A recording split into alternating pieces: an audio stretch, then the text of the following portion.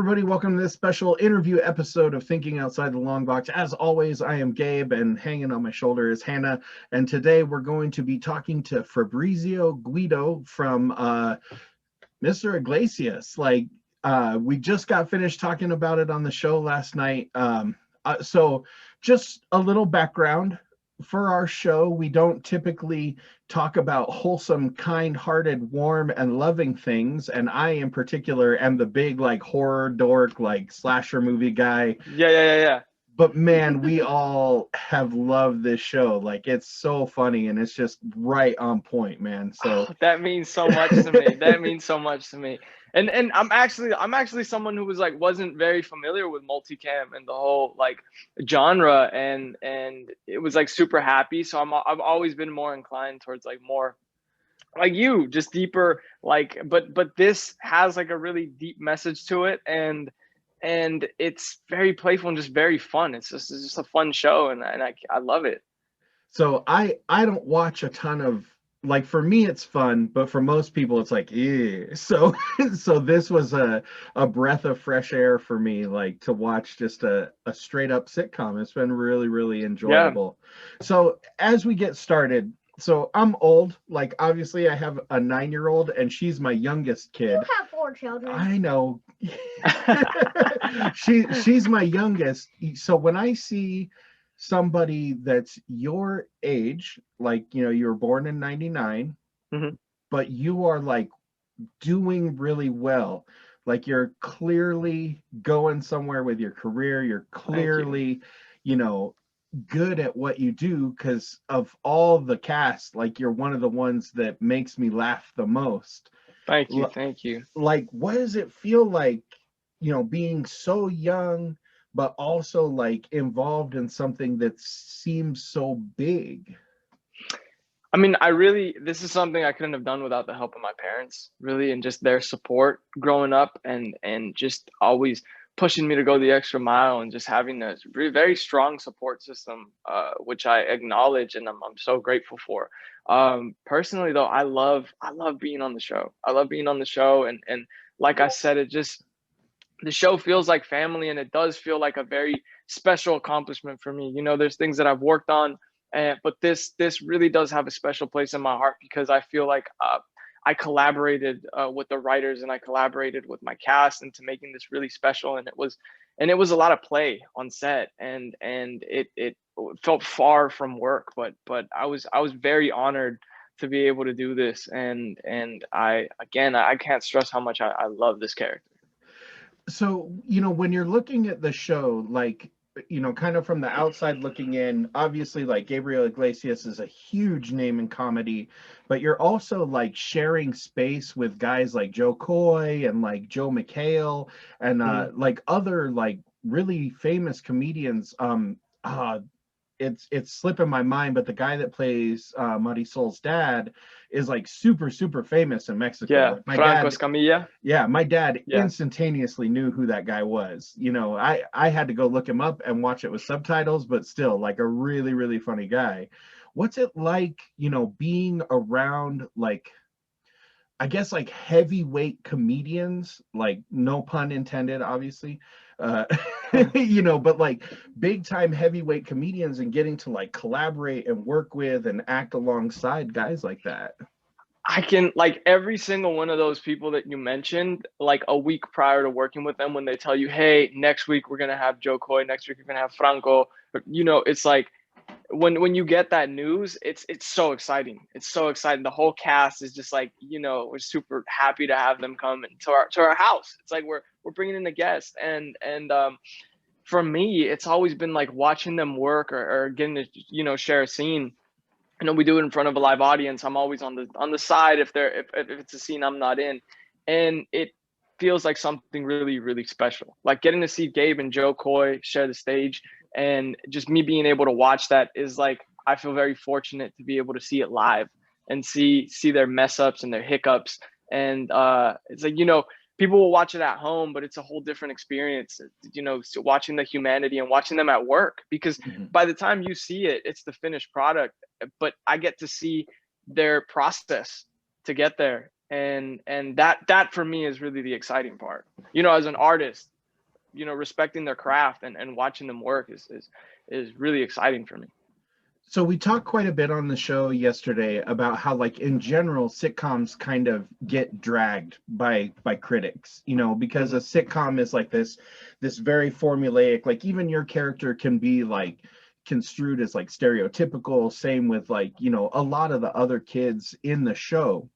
So like when you're looking at this like as your art and as your craft, what are some of the main things that you take away from it, like from a process standpoint when it comes to working on a sitcom?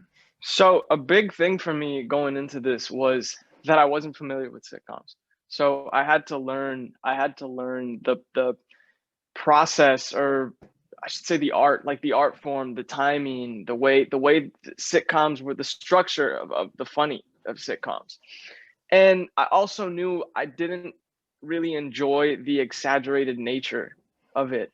So I said, I don't want my character to overact, but I just want to be a person who exaggerates, which is two different things. Being someone that just like is loud for no reason, or being someone that is genuinely as a person is loud. And I said, I want to be exaggerated, but I don't want to be an exaggerated actor. I want my character to be that. So that was a really big thing for me. And it was infusing a lot of my own personal life and my own comedy, and again the collaboration. And as the writers saw that I started to implement more, they started to know what was going to work for me, and at one point it just merged, and it was just this beautiful relationship between writer and actor.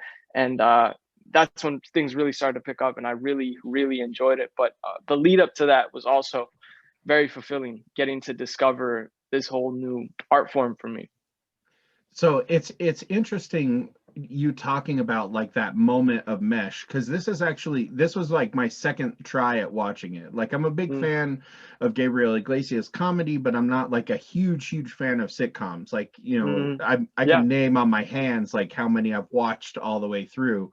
Yeah. So the first time I took a stab at it, I got like 4 or 5 episodes in, and I was just like, yeah, it's not really my thing. It's funny, but it's not, you know, awesome. But now, you know, having to watch it for the show around like episode 6 or 7, like the show really starts to like get its wheels under it, and you feel that. Is there like a particular moment that you like specifically remember where you're like, oh yeah, we got it right now. Like this is where we're clicking. I feel like I've been in love with it from the start. Maybe I'm just biased because I was there, but I feel like some people have similar reactions to you, just at different points in time. So I feel like every episode has something that's gonna grip someone at one point. It's just a matter of the audience getting there. Unless you're like totally, you just do not enjoy sitcoms at all. But I think it's for anyone that even slightly enjoys sitcoms, they'll love the show, and I think they're doing the best with what they can out of the art form. Like in the sitcom world, I think it's pretty strong. And I always pay a lot of attention to what the writers are doing, the jokes that are coming in every week. So you know, if it's something that genuinely makes me laugh, I'm happy with every episode. I judge it by my own, really, by what's gonna make me laugh. So when you're working in front of like an audience, like a studio audience, you know, I've done live podcasting like twice, and it was terrifying both times. I was really bad at it. I've been in bands and stuff like that in the past, and I always like would throw up before shows because I just get like really bad stage fright. What is it like, you know, when your day-to-day job is like in front of a bunch of people a lot of the time? Well, I mean, I got used to it there. Yeah. You know, it felt like home there. So I got used to it. First day that we went out into the live studio audience, um, it's like we're basically like in a room, and we haven't seen the audience yet. And then once they start calling our name, they'll send us out one by one, and then you walk into this audience, and they're clapping and cheering, and you know, they're ready for the episode to happen. I remember that, you know, I was super nervous to go out there. I got out there, and then I was, you know, I had the first scene, and we were gonna jump into the first scene. I was like super nervous, and then I was able to get it out. I was able to get the first scene out. Once that happened, I was like, okay, I can do this. I can do this over and over and over again. And just, I don't know. I got used to the audience, and you start to get it to work in your favor. Like you, I don't know, as you're doing the scene, you have to learn to wait for laughs because it's a live studio audience, and they're a huge part of your timing. So it's a you develop a relationship with the audience. So, just because I'm not familiar, like for each episode, do you have a different audience, or do you record several episodes at once? Like, how does that work? Yeah. Well, so this is how it goes. Monday, Tuesday, we rehearse. We get the material and we rehearse. We put it in front of producers, and then network comes on Tuesday, and then I think we rehearse another day on Wednesday. No, we start to shoot a little bit of Wednesday that can't be in front of a live studio audience. So, for example, there's a scene that takes place in Gabe's car that can't really be in front of a live studio audience because it's way off somewhere else. It's surrounded by lights. It's a different setup. So we'll tackle that. And Thursday is when we'll shoot the whole episode. Every week we have a different live studio audience. There's a lot of really diehard Gabe fans that are there every single week. I know this one woman was there throughout like the whole season, and I would see her every Thursday. But yeah, it's typically a different audience every week. It's cool, like that you get kind of like a fresh group in front of you, but there's also like regulars just because they're such big fans. Hannah wanted me to re-mention, so my name is Gabe. So like when I'm watching this show, it has like that moment where like almost every time they say his name, I'm like, what? Oh yeah. I'm watching TV. Like it's a funny thing to kind of interact with like on the show. When you're working, you're working with this guy that's like this funny, like he's super, super funny, and he's surrounded himself with other funny actors. Like you guys are all hilarious. Like you have really good timing, like, and I'm sure a lot of the writing is like collaborative, because I've found that about sitcoms a lot of the time. You're interacting with all these other stand-up comedians.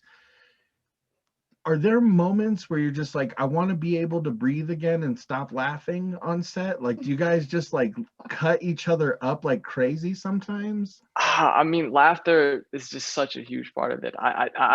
There has been moments where I'm just like tearing up because things are really, really funny. I mean, every time Oscar, who's someone I love and respect and just love watching his scenes, and especially just because he's so kind to me, and every time he does something, it's very hard for me to keep a straight face because he's so hilarious, and as the person, like just walking through set, he's really hilarious. Like we had gotten these scooters on set, myself and Tucker, and we would ride them to our scenes, and we were riding up to craft services at one point, and I remember Oscar was there, and he said, "Hey, can I see one of your scooters?" And I said, "Yeah, like go ahead."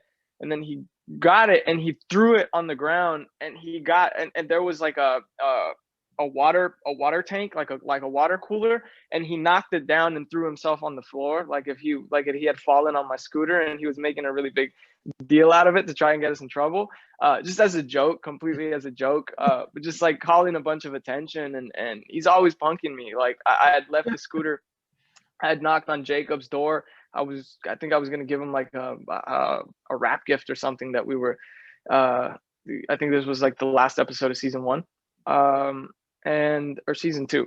I can't remember. But as I was giving this to Jacob, he came and he stole my scooter, and I saw him like ride off through the hallway. And he's so childish. He's so childish, and I love it. Not immature, very different things. He's still got this child to him, and he's a pleasure to be around. But they're just always cracking jokes. And you can imagine Gabe is like, I feel like secretly testing some material every time he gets a big enough crowd around him. Yeah. Which is great. It's and then at the end of the day, it's like you also get a chance to have these meaningful conversations with the people you work with. There's days where Gabe is funny most of the time, but he's also at work and he has to get serious, or there's stuff going on in life where Gabe and I just talk, we chat, and he's a human being. but he's smart. I feel like funny people are very, very smart. It's interesting, like, to listen to you talk about him in a lot of the same ways that your character would talk about him on the show. Do you feel like a lot of the younger actors have like a very similar dynamic with him that they would on the show, where they, interact with him as like kind of an elder statesman of acting and comedy, and you kind of are able to glean like really good stuff from him? Yeah, I think we all, all the kids have respect, and I say kids just because we play kids, but we're all Yeah. older. All the kids have so much respect for Gabe, and he treats us really, really nice. Like he's treats us really nice, and he's the best teacher, really, and he's super relaxed. I love Gabe. I've always loved Gabe. I've personally I've watched him since I was a kid, like Mhm. seriously since I was 7 or 8. So it was a very big deal for me to work with him, and I've always admired him as an artist and now as a human being. So I have a whole different admiration and respect for that guy. So, as a young man, like, I remember being like really excited to like do new and different things, and you've had this opportunity to be on like this amazing sitcom that, like, I mean, has international distribution because it's on Netflix and all that other stuff, and within the sitcom you got to play a little Shakespeare, which is pretty funny to me. Yeah. Like, what are some of the things that you would love to tackle, like, as an actor, as you move forward? Like, I'm not saying obviously you're not moving away from this, but like as you go forward, what are some of the things that you would love to touch on as you get more mature and more experience? Yeah. I mean, just doing this, I'm definitely excited to move forward into other things. Definitely, that's a huge point of mine. I mean, I'm an actor that wants to do more and wants to do all. I would love to do some sort of period piece, like something in another era. I think that'd be cool. I've and Now that I have this beautiful relationship with comedy, and I have so many people that support me with comedy, and I see that a lot of the stuff they enjoy is the collaboration between me and the writers. I'm like, I feel like I have some stuff to say, and I wanna create my own content, and that's what I want to do. I want to be able to bring my own comedy and other artists that I've seen that I respect so much to collaborate with me, um, both writing and acting and directing, and that's that's really the goal.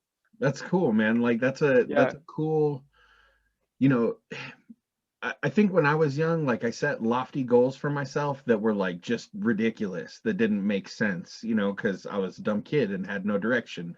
But your ability to like interact in like this field like has given you a really good sense of like of who you are and what you want to do. That's really cool, man. Like, Yeah. I wish I would have had that when I was your age. when Definitely very fortunate.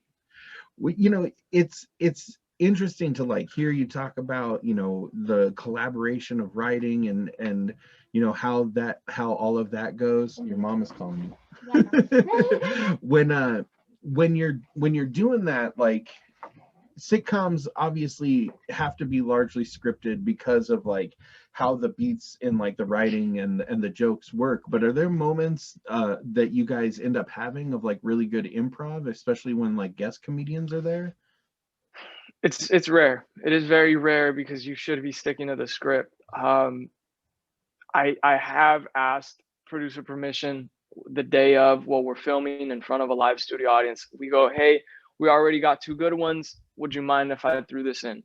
And they've given me the green light. Again, it's a huge trust. It's not something you do. This is like 2 seasons in they trust that I know my character, and they allow me to do so. Gabe is one of the producers, so he could do that all the time. He does do that a lot. Uh, but yeah, there are moments that have stayed. There's actually a lot of moments that have stayed from the improv. That's cool, man. Well, we're getting kind of towards the end of my time, and Mm. and I don't want to spend too much of your time, but now that we're in this kind of, we're still in the era of COVID, a lot of things are still on hold. Like, I know a lot of people don't have a lot of stuff going on, but if you do have stuff going on, what are some of the things that we can look forward to with you? Yeah, so some exciting news. Last year I finished out a film. This was like right before COVID. During COVID, it was a strange time. I had to do this during COVID, half of it. But I shot it in New Orleans, and it is Blumhouse's collaboration with Amazon, which I'm super excited about. It's the next 4 series. I'm not sure if you're familiar with the first series of Welcome to Blumhouse. This is the next 4 series. It's called Black as Night. There's no release date on it yet, but I'm pretty sure it should be coming out this year. That's awesome. You said Yeah. Blumhouse, and I got immediately excited. So Yeah. that's in my wheelhouse, and I already really like you. Just sit it down. Oh. And then how can people find you on like social media and stuff, so that we can keep track of when new things come out, and when I'm assuming more Mr. Iglesias comes out. Right. So I'm on Instagram. I am Fabrizio Guido, and on Twitter I'm Fabrizio Guido1. Somebody else beat you to it. Someone beat me to it. It's so frustrating. I have I run a small business, and my Twitter and Instagram are like have the underscore, and it's very annoying. Yeah. Well, Fabrizio, thank you so much for being on the show, man. We really appreciate it, and we love the show. Like we've We've all been really enjoying it. I can't wait. I'm completely caught up, so either I get to watch it again or wait for new episodes. So Yeah. But thanks again for being on the show, man. We really appreciate your time. No, thank you. I loved hearing what you had to say. I really did. It like means a lot. Normally it's like a specific crowd, and to see that you have a different taste for things and still enjoying our show, that's beautiful. Yeah, it's awesome. Like, I mean, everybody in my house has been really liking it, and everybody on the show is really digging it. So Cool. that's awesome.